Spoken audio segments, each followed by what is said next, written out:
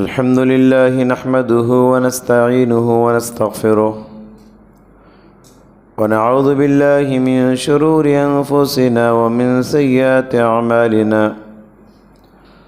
من يهده الله فلا مضل له ومن يضلل فلا هادي له وأشهد أن لا إله إلا الله وحده لا شريك له وأشهد أن محمدًا عبده ورسوله يا أيها الذين آمنوا اتقوا الله حق تقاته ولا تموتن إلا وأنتم مسلمون يا أيها الناس اتقوا ربكم الذي خلقكم من نفس واحدة وخلق منها زوجها وبث منهما رجالا كثيرا ونساء واتقوا الله الذي تساءلون به والأرحام إن الله كان عليكم رقيبا يا أيها الذين آمنوا اتقوا الله وقولوا قولا سديدا يصلح لكم أعمالكم ويغفر لكم ذنوبكم ومن يطع الله ورسوله فقد فاز فوزا عظيما أما بعد فإن خير الحديث كتاب الله وخير الهدي هدي محمد صلى الله عليه وسلم وشر الأمور محدثاتها وكل محدثة بدعة وكل بدعة ضلالة وكل ضلالة في النار أعوذ بالله السميع العليم من الشيطان الرجيم من همزه ونفخه ونفسه بسم الله الرحمن الرحيم إن في خلق السماوات والأرض واختلاف الليل والنهار لآيات لأولي الألباب۔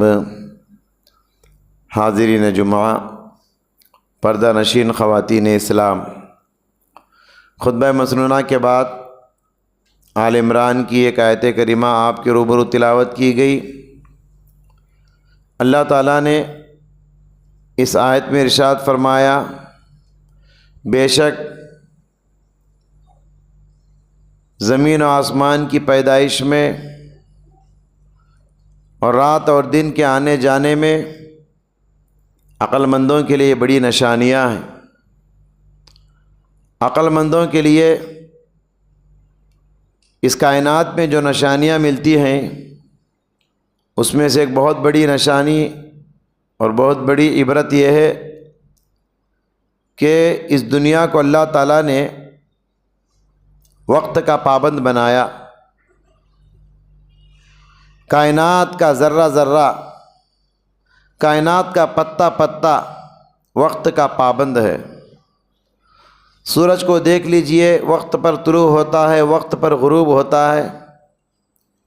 چاند کی منزلوں کو دیکھ لیجئے،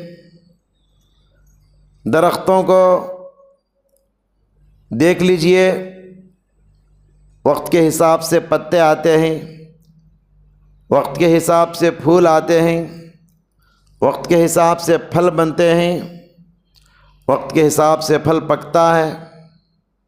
وَمَا تَسْقُطُ مِن وَرَقَةٍ إِلَّا يَعْلَمُهَا، یہاں تک کہ اللہ کی اجازت کے بغیر وقت ہونے سے پہلے پتا بھی جھاڑ کا ٹوٹ کر نیچے نہیں گرتا۔ اللہ تعالیٰ نے بہت ساری نعمتوں سے انسانوں کو نوازا ہے۔ ان میں سے ایک بہت بڑی نعمت وقت ہے۔ وقت اللہ تعالیٰ کی دی ہوئی ایک بہت بڑی امانت ہے۔ وقت کے حوالے سے گزشتہ جمعہ بھی بہت ساری باتیں میں نے آپ کے گوشے گزار کیا۔ مزید کچھ باتیں آج کے خطبے میں بتانا چاہتا ہوں۔ انسان وقت کو اللہ کی ایک امانت سمجھے، اللہ کی ایک نعمت سمجھے۔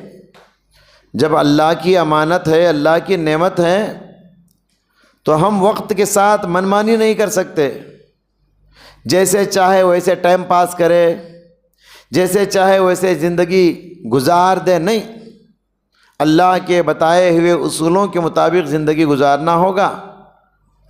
وقت کے حساب سے نماز پڑھنا، وقت کے حساب سے روزے رکھنا، وقت کے حساب سے تہجد پڑھنا، وقت کے حساب سے حج عمرہ کرنا، اوقات اللہ نے جو مقرر کیے اس کے حساب سے اپنی زندگی کو گزارنا چاہیے۔ محترم حضرات، ہم لوگ ایسے دور میں آنکھ کھولے ہیں، ایسے زمانے میں جی رہے ہیں، وقت جو ہے اپنی برکت کو کھو چکا ہے۔ وقت میں برکت نہیں۔ ایک زمانہ تھا وقت میں بہت برکت ہوتی تھی، ایک ایک دن گزرنے کے لیے بہت انتظار کرنا پڑتا تھا، ایک ایک گھنٹے کو گزارنے کے لیے بہت انتظار کرنا پڑتا تھا۔ لیکن آج ایسے زمانے میں ہم نے آنکھ کھولی ہے، اسے تقارب زمان کہا جاتا ہے، یعنی سال مہینوں کی طرح گزرے گا، مہینہ ہفتے کی طرح گزرے گا، اور ہفتہ ایک دن کی طرح گزرے گا، اور ایک دن ایک گھنٹے کی طرح گزرے گا، اور ایک گھنٹہ ایک منٹ کی طرح گزرے گا، اور ایک منٹ ایک سیکنڈ کی طرح گزرے گا۔ قیامت کے قریب یہ ہونے والا ہے، اور ایسے ہی زمانے میں ہم نے آنکھ کھولی ہے، ہمارے اوقات میں برکت نہیں ہے۔ جبکہ ہمارے اسلاف کی زندگیوں کو ہم پڑھتے ہیں، ہمیں وقت کی اہمیت کا اندازہ ہوتا ہے۔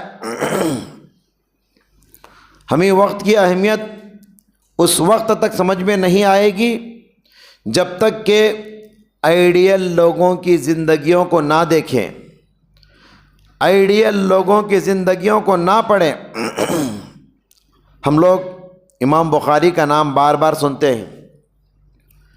انہوں نے دنیا کو ایک مایہ ناز کتاب دی، اپنے وقت کو صحیح استعمال کر کے رات دن محنت کر کے کتاب تیار کیا، اور اسی کتاب کو دنیا جانتی ہے اصح الکتاب بعد کتاب اللہ، قرآن کے بعد سب سے اتھینٹک کتاب کوئی ہے تو یہی امام بخاری کی کتاب، جسے صحیح بخاری کہا جاتا ہے۔ امام بخاری کا اصل نام تو محمد بن اسماعیل ہے، بخارا میں پیدا ہوئے اس لیے بخاری کے نام سے مشہور ہو گئے، تو ان کی کتاب بھی صحیح بخاری کے نام سے مشہور ہے۔ تو صحیح بخاری کتنی محنت سے انہوں نے بنایا، ان کے خادم کا کہنا ہے امام بخاری رات میں 18 مرتبہ 20 مرتبہ جاگتے تھے ایک ایک حدیث کو لکھنے کے لیے۔ رات میں بیدار ہوتے، چراغ جلاتے، حدیث لکھتے، چراغ بجھاتے، پھر سو جاتے، پھر رات میں اٹھتے، چراغ جلاتے، حدیث لکھتے، چراغ بجھاتے، پھر سو جاتے۔ اس طریقے سے 18 19 20 مرتبہ ایک ایک رات میں ایسا ہوتا تھا۔ کتنا محنت کیے، تب جا کر صحیح بخاری کے روپ میں ایک عالی شان کتاب آج ہمارے ہر مسجد میں، ہر مکتب میں، ہر مدرسے میں، ہر عالم اس کو پڑھے بغیر عالم نہیں ہو سکتا۔ امام بخاری کے بعد مرتبہ آتا ہے امام مسلم کا۔ اللہ اللہ، وقت کی کیسی قدر کرتے تھے یہ لوگ، وقت کا صحیح استعمال کیسے کرتے تھے، یہاں تک کہ ہمارے بعض اسلاف کے بارے میں آتا ہے کھانے پینے کے لیے جو وقت دیتے ہیں ہم لوگ، اس پر وہ زندگی بھر افسوس کرتے تھے۔ کھانے پینے کے لیے میں نے جتنا وقت دیا مجھے ہمیشہ اس پر افسوس ہے۔ ویسے ہی کچھ معاملہ تھا امام مسلم رحمۃ اللہ علیہ کا۔ امام مسلم کھانے پینے کی طرف دھیان ہی نہیں دیتے تھے، ہمیشہ پڑھتے رہنا، لائبریری میں رہنا۔ ایک مرتبہ ایک حدیث کو تلاش کر رہے تھے، گھر والے کیا کیے، کھجوروں کی ایک ٹوکری لا کے رکھ دیے، کھانے کی طرف توجہ نہیں دے رہے، اور سخت بھوک لگ رہی تھی، رات بھر اس حدیث کو تلاش کرتے رہے، اور اس ٹوکری میں کے کھجور کھاتے رہے، ایک طرف نظریں کتاب کی طرف اور کھجور کھا رہے تھے، اور تعلیم میں اتنا مگن تھے، حدیث کی تلاشی میں اتنا مصروف تھے، کیا کھا رہے ہیں، کتنا کھا رہے ہیں اندازہ بھی نہیں تھا ان کو، رات بھر پڑھتے رہے اور کھاتے رہے، اور یہی ان کے موت کا سبب، موت کا ذریعہ بن گیا۔ یعنی حد سے زیادہ کھجور کھا لیے، معلوم بھی نہیں چلا ان کو، حدیث کی تلاشی میں اتنا مگن ہو گئے کہ حد سے زیادہ کھا لیے، یہی ان کے لیے موت کا ذریعہ بن گیا، سبب بن گیا۔ محترم حضرات، امام ابن تیمیہ کو پوری دنیا، علمی دنیا جانتی ہے۔ امام ابن تیمیہ رحمۃ اللہ علیہ، ان کے اوقات میں کتنی برکتیں تھیں، دنیا والوں کو کیسی عظیم الشان کتابیں وہ دے کر گئے، بہت ساری کتابیں ہیں ان کی۔ مثال کے طور پر صرف ایک کتاب ان کی، جسے مجموعہ فتاویٰ کہا جاتا ہے، 30/7 جلدوں میں، 37 والیومز جسے کہا جاتا ہے، اتنی کتابیں، صرف ایک کتاب کے اتنے جلد ہیں ان کے۔ ایسی کئی کتابیں انہوں نے لکھی۔ جانتے ہو امام ابن تیمیہ رحمۃ اللہ علیہ یہ کتاب کہاں بیٹھ کے لکھے؟ جیل میں بیٹھ کے لکھے۔ دشمنوں نے ان کو جیل میں ڈال دیا تھا۔ اس اللہ والے، اس علم والے، کائنات کے لیے ایک فخر تھے ابن تیمیہ، لیکن ان کو نظر بند کر دیا دشمنوں نے۔ جیل میں بیٹھ کر بھی جیل کے فرصت کے اوقات کو بیکار نہیں کیے، ان اوقات کو استعمال کر کے ایک ایسی کتاب بنائے جسے مجموعہ فتاویٰ کہا جاتا ہے، 30/7 جلدوں میں۔ آج دنیا میں وہ کتاب علم والوں کے لیے مرجع کی حیثیت رکھتی ہے۔ محترم حضرات، ان کے بارے میں ان کے مشہور شاگرد ابن قیم رحمۃ اللہ علیہ، ابن قیم کے بارے میں کہا جاتا ہے یہ استاد سے بھی آگے بڑھ گئے۔ ابن قیم رحمۃ اللہ علیہ اپنے استاد ابن تیمیہ کے بارے میں کہتے ہیں، امام ابن تیمیہ ایک دن میں جتنا لکھتے تھے، آج کا رائٹر، آج کا ٹائپ کرنے والا ایک ہفتے میں بھی نہیں کر سکتا۔ اتنے اوراق ایک دن میں وہ لکھتے تھے۔ اور ان کے بارے میں مشہور ہے، امام ابن تیمیہ کا جب انتقال ہو گیا، ان کی پیدائش سے لے کر ان کی وفات تک جتنے دن ان کے ہیں، ان کی ساری کتابوں کو ان کی پوری زندگی پر جب تقسیم کیا گیا تو اندازہ یہ آیا، ایک دن میں امام ابن تیمیہ نے 50 پیپر لکھے، ایک دن میں 50 اوراق انہوں نے لکھے، قلم بند کیے۔ اندازہ لگائے ان کے اوقات میں کتنا برکت تھا۔ یہ تو ان کی تعلیم کا عالم تھا، لیکن ان کی عبادات میں بھی کوئی پیچھے نہیں تھے۔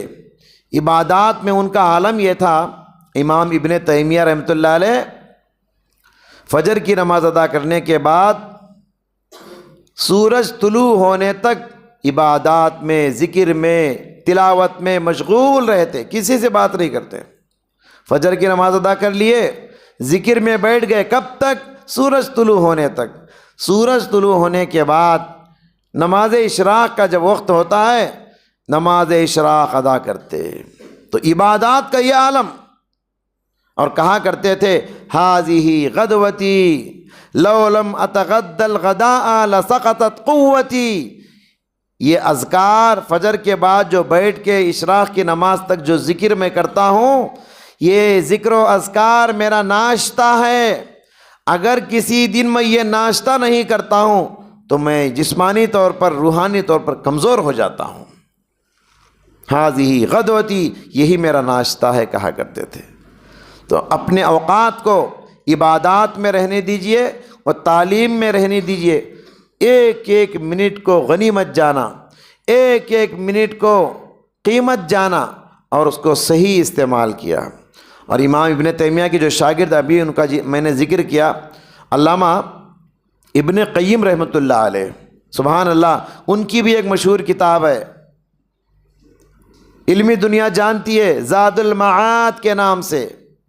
زاد المعاد سیرت کے موضوع پر اور بہت سارے مسئلے مسائل بھی اس کے اندر ہیں. بڑی مایہ ناز کتاب، تقریباً تمام مدرسوں میں یہ کتاب پڑھاتے ہیں. سمجھ رہے ہیں؟ امام ابن قیم رحمۃ اللہ علیہ، جانتے ہو یہ کتاب جو علمی دنیا میں اتنی مشہور ہوئی، یہ کتاب انہوں نے کب لکھا معلوم؟ حج کے سفر میں لکھا.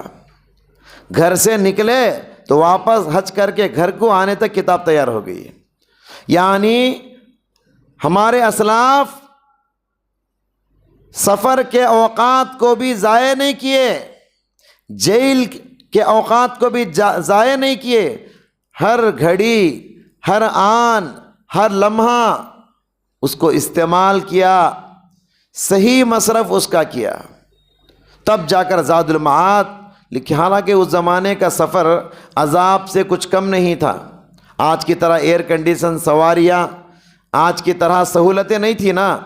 ایسے خطرناک پرخطر دور میں بھی سفر کے دوران انہوں نے یہ کتاب تیار کی. تھے تو وہ آبا تمہارے ہی مگر تم کیا ہو.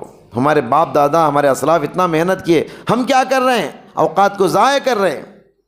تھے تو آبا وہ تمہارے ہی مگر تم کیا ہو، ہاتھ پر ہاتھ دھرے منتظر فردا ہو. محترم حضرات، چلیے میں آپ کو بتاتا چلوں وہ کون سے کام ہیں، وہ کون سے کام ہیں جن کاموں کے ذریعے سے ہم اپنے اوقات کو برباد کر رہے ہیں، ضائع کر رہے ہیں. 3 باتوں کی طرف میں اشارہ کروں گا. سب سے پہلی بات، سوشل میڈیا کا غلط استعمال. سوشل میڈیا کا غلط استعمال کی وجہ سے ہمارے اوقات بہت ضائع ہو رہے ہیں. مثال کے طور پر ہم واٹس ایپ کھولتے ہیں، اس میں کوئی لنک ہوتا ہے، اس لنک میں کلک کرتے ہیں، یا تو یوٹیوب کی دنیا میں چلے جاتے ہیں، یا تو فیس بک کی دنیا میں چلے جاتے ہیں، یا کسی اور دنیا میں. گھنٹے گزر جاتے ہیں ہمارے اوقات کے، پتہ ہی نہیں چلتا. بعد میں چل کر اندازہ ہوتا ہے ارے میں کہاں سے کہاں چلا گیا، میں فون کھولا تھا کس کے لیے اور میں کہاں چلا گیا. جی یاد رکھیے، یہ آج موبائل فون کا جو نشہ ہے یہ شراب کے نشے سے بھی خطرناک ہے. آج بعض لوگ ایسے ہیں جب رات بستر پہ جاتے ہیں موبائل فون دیکھے بغیر سوتے نہیں. ایک نشہ چڑھا ہوا ہے موبائل فون کا. اوقات کو ضائع کر رہے ہیں، اوقات کو نہیں اپنی عمر کو ضائع کر رہے ہیں، اپنی زندگی کی آتم ہتیا کر رہے ہیں بہت سارے لوگ اوقات کو ضائع کر کے. تو سوشل میڈیا کا جو غلط استعمال، ادھر ادھر کی لا یعنی چیزوں کو دیکھنا، لا یعنی باتوں کو دیکھنا، ہنسی مذاق. اب شارٹس کی دنیا چل رہی ہے، ایک ایک شارٹ دیکھو، مزے لیتے رہو. کیا میرے بھائی زندگی یہی ہے کیا؟ شارٹس دیکھتے رہو، ٹائم پاس کرتے رہو، لطیفے، کہانیاں، جوکس، ہنسی مذاق. کیا اسی لیے اللہ نے ہم کو پیدا کیا؟ یہ مختصر عمر لے کر دنیا میں آئے، یہی کام کرنے کے لیے آئے کیا؟ اسی لیے پیدا ہوئے ہم لوگ. ڈرو اللہ سے. بعض لوگ تو ایسے ہیں چاٹنگ، اب چاٹنگ کر رہے، اتنا تیز چلتے ان کی انگلیاں، چلا چلا کہ اتنے ماہر ہو چکے ہیں سیکنڈوں میں ٹیپ کر دیتے. اب صبح سے لے کر شام تک جتنا چاٹ کیے یہ کتاب بن جا سکتی ہے. ہاں اتنے باتیں شیئر کرتے ہیں. اور بعض لوگ تو اللہ سلامت رکھے موبائل فون پہ گفتگو منٹوں کے حساب سے نہیں گھنٹوں کے حساب سے چلتی ہے. کیا یہ گفتگو کسی کو اچھا فتویٰ دے رہے ہیں آپ؟ کسی کو قرآن پڑھا رہے ہیں آپ؟ کسی کو اچھے مشورے دے رہے ہیں آپ؟ کسی کو بھلائی کا حکم دے رہے ہیں، برائی سے روک رہے ہیں آپ؟ نہیں. لا یعنی جس کا نہ سر ہے نہ دم ہے، کچھ بھی ایسے ہی اوٹ پٹانگ باتیں، محبت کی باتیں، عشقیہ باتیں. موبائل فون آنے کے بعد اپنے غیر ہو گئے اور غیر اپنے ہو گئے، اپنے غیر ہو گئے اور غیر اپنے ہو گئے. یہی وجہ ہے موبائل فون کے ذریعے سے ہی آج رشتے طے کیے جا رہے ہیں، اور رشتہ طے ہو جاتا ہے ماں باپ کو خبر بھی نہیں، اپنے غیر ہو گئے، غیر اپنے ہو گئے. کتنے نقصانات ہیں، آپ غور کیجئے. اللہ سے ڈرو. موبائل فون صبح سے شام تک کتنا ہم دیکھتے ہیں، کتنا دیکھتے ہیں. بعض لوگوں کو اللہ سلامت رکھے، میں دیکھتا ہوں سلام پھیرتے نہیں فون اٹھاتے. بڑا غصہ آتا ہے. اب کیا کرے, لوگوں کے سامنے کیا ڈانٹے, چھوٹے بچے ہیں کیا؟ ارے عمر بڑھ رہی ہے ہماری, ذرا دھیان سے سوچیں. موبائل فون سلام پھیرتے ہی نہیں, دوسرا سلام پھیرنے سے پہلے ہاتھ میں فون رہتا. کیا دیکھتے؟ کچھ نہیں, میں دیکھتا ہوں, غور کرتے, ایسا ایسا کرتے رکھ دیتے, بس کچھ نہیں رہتا. ارے کسی کا میسج آیا بھی تو کیا ہوا؟ کبھی کبھی تو انسان کو جلدی ہوتی ہے, ارجنٹ کام ہوتا ہے, دیکھنا ہوتا ہے موبائل فون, کبھی کبھی دیکھے الگ بات ہے. روزانہ کا معمول بعض لوگ سلام پھیرتے ہی فون دیکھنا, اس میں وقت بھی دکھاتا ہے, آپ کب دیکھے کب بند کیے فون. آپ سب غور کیجئے, آپ اپنی زندگی کو ضائع کر رہے ہیں. سلام پھیرنے کے بعد ذکر بھی نہیں کرتے. بعض لوگ کیا ہے معلوم کیا, فون دیکھ رہے ہیں یا چل رہا, کیا کر رہے ہیں, دھیان کہاں ہے, انگلیاں کہاں ہیں, کیا چل رہا, یہ کیا ہے؟ فون بھی دیکھ رہے, ذکر بھی کر رہے ہیں. مطلب کیا ہے, فون نہیں چھوڑیں گے, ذکر چھوڑ دیں گے, عبادت خراب ہو جائے, پرواہ نہیں. بعض تو اللہ سلامت رکھے, میں تو دیکھا نہیں سنا ہوں, فون آیا تو نماز میں بات کر دی, میں نماز میں بعد میں بات کروں گا. یہ سب بھی چل رہا ہے. اتنا دیوانے ہو گئے. میں نے کہا نا, موبائل فون کا نشہ شراب کے نشے سے بڑھ چکا ہے.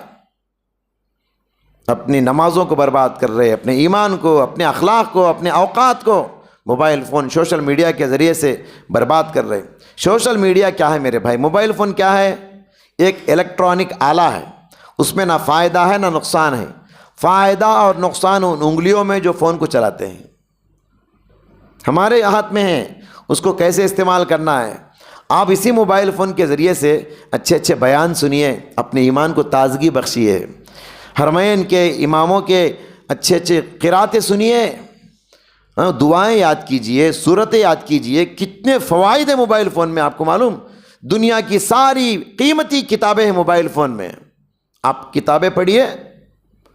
کتنے لوگ صحیح استعمال کرتے ہیں موبائل فون کا, اور کتنے لوگ غلط استعمال کرتے ہیں. ہم موبائل فون کو استعمال کر کے نیکی اور بدی میں کہاں کھڑے ہیں, ہم اپنا جائزہ لیں, ورنہ کل قیامت کے دن بہت پچھتاؤ گے. یہ پہلی بات. ہمارے اوقات کون سے کام ہیں جس سے ہمارے اوقات ضائع ہو رہے ہیں. اور نمبر 2, برے لوگوں کی صحبت, برے لوگوں کی دوستی سے بھی ہمارے اوقات ضائع ہو رہے ہیں. بعض لوگوں کی دوستیاں ماشاءاللہ اچھی ہوتی ہیں, نمازی لوگ ہوتے ہیں, دیندار لوگ ہوتے ہیں, کہیں چلو اجتماع کو جائیں گے, کہیں دین کا کام کریں گے. لیکن اکثر لوگوں کی دوستیاں کیا ہے, ٹائم پاس. چلو جائیں گے فلاں ہوٹل کو.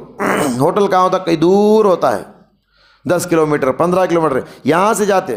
بعض تو ایسے بھی دیکھنے آیا, من کرا کھانا کھانے کا کچھ اچھا, چلو حیدرآباد جا کے آئیں گے, کھا کے آئیں گے, صرف کھانے کے لیے بس حیدرآباد جا کے آئے, کہاں دور جا کے آئے.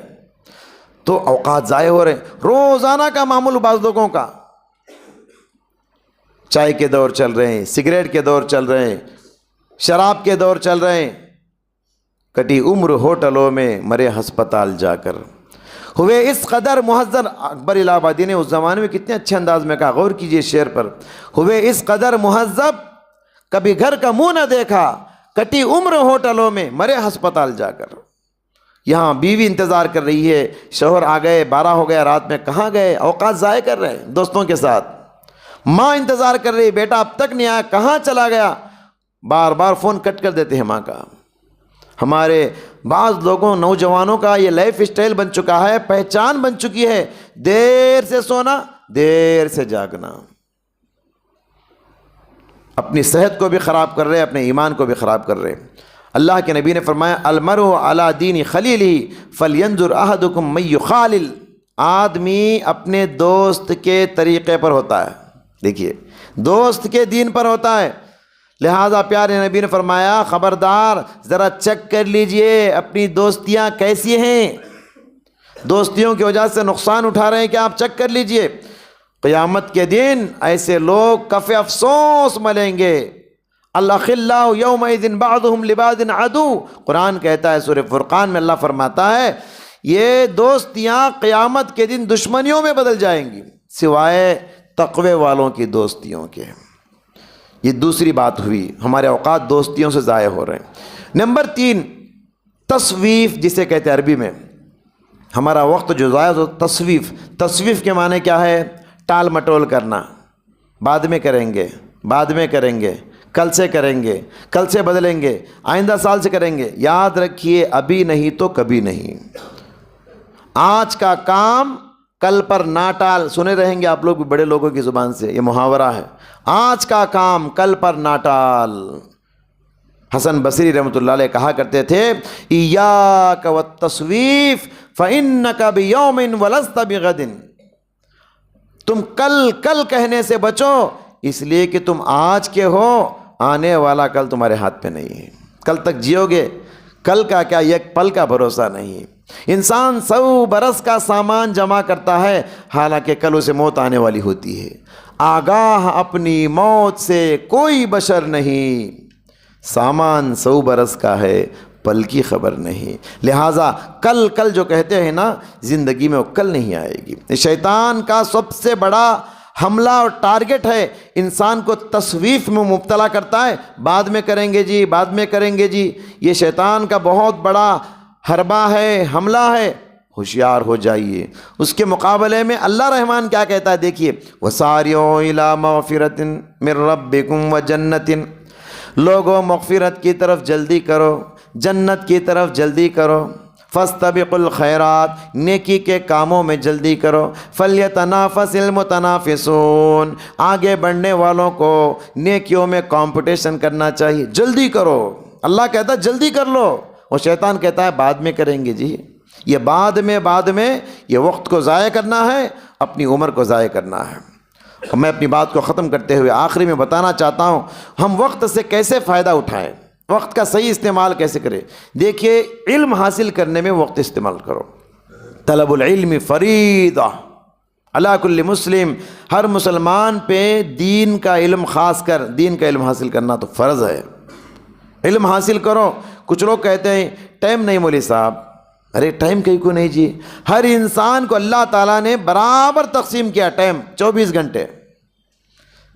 مرد ہو کہ عورت، بچہ ہو کہ بوڑھا، مسلمان ہو کہ غیر مسلمان. ہاں دولت ہے نا، کسی کو کم کسی کو زیادہ دیتا اللہ تعالیٰ، لیکن وقت جو ہے سب کو برابر انصاف کیا. کبھی ایسا ہوتا ہے کیا ان کو 20 گھنٹے دیا، ان کو 24 گھنٹے دیا؟ اللہ نہیں. ہم غلطی کیا کرتے ہیں، کسے فرسٹ پوزیشن دینا، کسے سیکنڈ پوزیشن دینا، کون سے کام کو اول درجے پہ رکھنا اور کون سے کام کو ثانوی درجے پہ رکھنا، یہ ہماری غلطی. جس کام کو پہلے نمبر پہ رکھنا چاہیے اسے ہم سیکنڈ نمبر پہ رکھتے ہیں، ہمارے اوقات ضائع ہوتے ہیں. کون سا کام پہلے کرنا، کون سا کام بعد میں کرنا، اس کا آپ دھیان دیجئے. وقت ہمارے پاس بہت ہے، بہت ہے، بہت ہے. میں نے گزشتہ جمعہ اشارہ کیا تھا، یہ ایک 60 سال کی عمر میں ایک ڈاکٹر اور سرجن جو ہے حافظ قرآن ہوتے ہیں. 70 سال کی عمر میں کتنے لوگ 1 مہینہ 40 دن میں قرآن مجید روزانہ پڑھ کے ناظرہ شروع کر دیتے ہیں. یہ کیا ہے؟ ٹائم مینجمنٹ، وقت کی پابندی. زندگی میں آپ اپنا ایک ٹائم ٹیبل بنا لیجئے. صبح فجر سے لے کر رات عشاء کے بعد سونے تک کیا کیا کرنا ہے مجھے ایک پیپر میں لکھ کے رکھ لیجئے. پھر دیکھیے اوقات میں کیسی برکت ہوتی ہے. 20 منٹ میں یہ کام کمپلیٹ کر دینا. الارم رکھ لیجئے، ہو سکے تو 20 منٹ میں ہو جانا کام ہو جانا ہو، اور ایک 20 منٹ میں پھر ایک کام، اور ایک 20 منٹ میں پھر ایک کام. 3 20 منٹ ہو گئے، 1 گھنٹہ. 1 گھنٹے میں 3 کام کرے آپ. ہم کیا کرتے ہیں، یہ کام شروع کرتے ہیں، بھی 10 کام ادھر ادھر گھومتے ہیں، پورے ٹائم ضائع ہوتا ہے. تو ٹائم مینجمنٹ اسلام ہم کو سکھاتا ہے. یہ چیز سیکھنے کی بہت ضرورت ہے. حضرت عمر رضی اللہ تعالیٰ عنہ، اللہ اکبر، صحابہ کتنا ٹائم مینجمنٹ کرتے، غور کیجیے. اس واقعے پہ بار بار سنتے ہیں واقعے، ہم لوگ عمل نہیں کرتے. اپنے انصاری ساتھی سے انہوں نے تعلیم کے تقاضے بھی ادا کرنا ہے اور تجارت کے تقاضے بھی ادا کرنا ہے. آج لوگ کیا بولتے ہیں، نہیں بولتا پڑھنے نہیں ہوتا، قرآن سیکھنے ٹائم نہیں میرے پاس. وہ تجارت بزنس میں بزی رہتے ہم لوگ. حضرت عمر کیا کرے؟ حضرت عمر تو امیر المومنین، کتنے بڑے انسان ہیں جی. کیا کیے معلوم؟ کیا اپنے انصاری ساتھی کو لیے کہا، ایک دن میں اللہ کے نبی کے پاس صبح سے شام تک رہوں گا، تم تجارت کرو، اور دوسرے دن تم اللہ کے نبی کے پاس صبح سے شام تک رہو، میں تجارت کو جاؤں گا. ہر دن شام میں دونوں مل بیٹھتے، اللہ کے نبی صبح سے شام تک کیا کیا حدیثیں بتائے سب ایک دوسرے کو شیئر کرتے. اس طریقے سے تعلیم کے تقاضے بھی ادا ہو گئے اور تجارت کے تقاضے بھی ادا ہو گئے. اسی کو کہتے ہیں ٹائم مینجمنٹ. آپ طے کر لینا، ٹائم ٹیبل بنا لینا، مجھے سیکھنا ہے، کیسے بھی سیکھنا ہے، فلاں کام کرنا ہے تو کیسے بھی کرنا ہے۔ کتنے لوگ ہیں معلوم، روزانہ جرنی کرتے، مثال کے طور پر یہاں سے لے کے مچھلی پٹنم تک، یہاں سے لے کے گڑی واڑے تک، یہاں سے لے کر ویور تک، بس میں، ٹرین میں، جیسے بھی ہو۔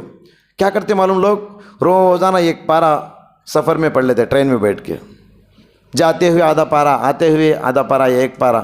ایک مہینے میں سفر میں کئی قرآن ختم ہوتے ان کے، کئی صورتیں یاد کرتے۔